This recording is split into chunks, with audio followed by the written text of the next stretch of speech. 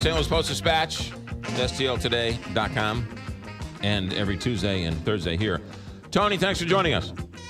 Morning, McGraw. Good morning, Kelly. How's everybody doing? Hey, Tony. We're doing good. I want to get to this personal property tax story that your paper put out over the weekend, but I want to get an update on your veterans' home story. What's the latest there?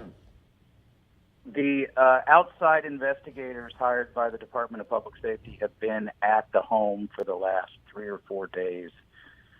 They started interviewing folks before Thanksgiving.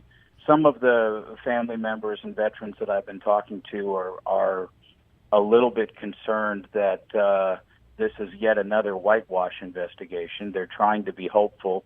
I talked to a woman yesterday who was interviewed by the investigator who seemed to think that the investigator was taking it seriously and was definitely talking to a lot of folks. But one of the things that's interesting about it is that the letter that the Department of Public Safety sent to families who have loved ones at the St. Louis Veterans Home to list the 3 different opportunities to meet with the investigator.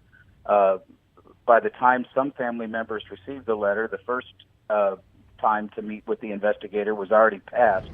The second one was from 6 to 8 a.m. Thanksgiving morning.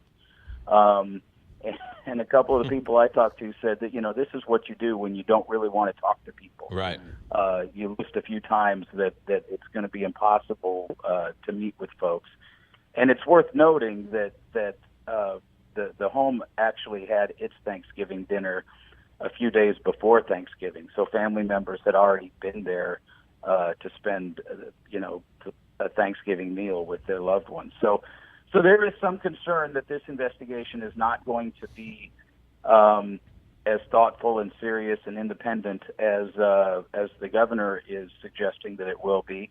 But the family members that I've talked to, there are several who definitely shared their stories with the investigators, and they're trying to become, as optimistic as they can that this investigation will lead to some real change. All right, so we'll wait and see what happens when that gets back. Now, let's talk about the story in your paper about the personal property tax, which is still very confusing. I've only lived here 18 years, and I don't exactly know how it all works, but I do know now, thanks to the story, that people in St. Louis County pay different tax rates when they pay their personal property tax on their car or boat? Yeah, because like everything else in St. Louis County, the story was by my colleague Jeremy Kohler, and what he found is that some of the poorest folks in St. Louis who live in communities with high poverty actually are paying more for their personal property tax. That, for most of us, it's what we pay on our car.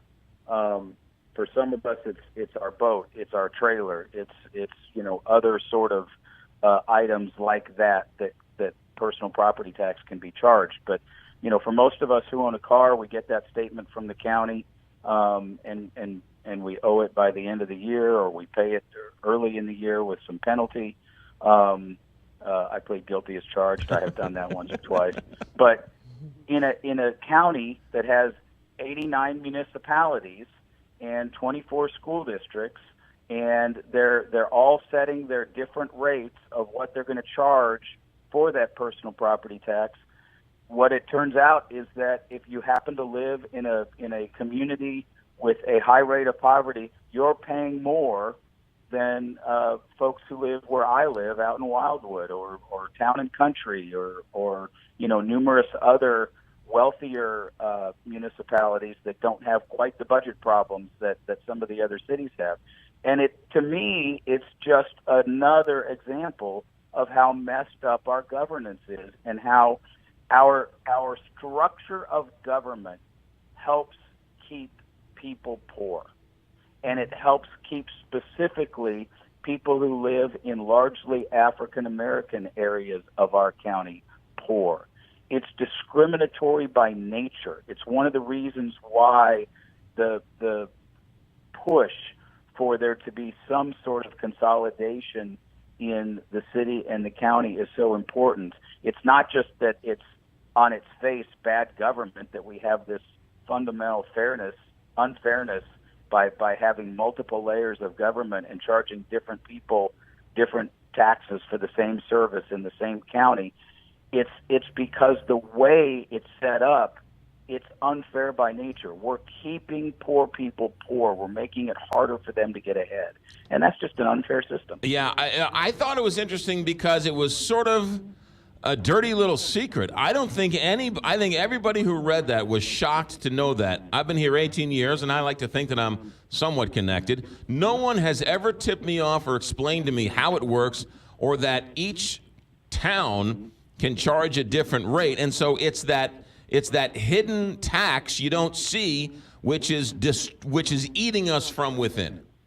Yep, I knew that there are people that find a way to not pay their personal property tax by, maybe they own some property somewhere else and they put their car there, or they just lie about it, don't show the records or whatever. I mean, I just know in my reporting I've looked for people's personal property tax records before and been surprised that according to the county they don't own a car or anything. Right. And I know that's just folks find a way to deal with taxes in a variety of different ways.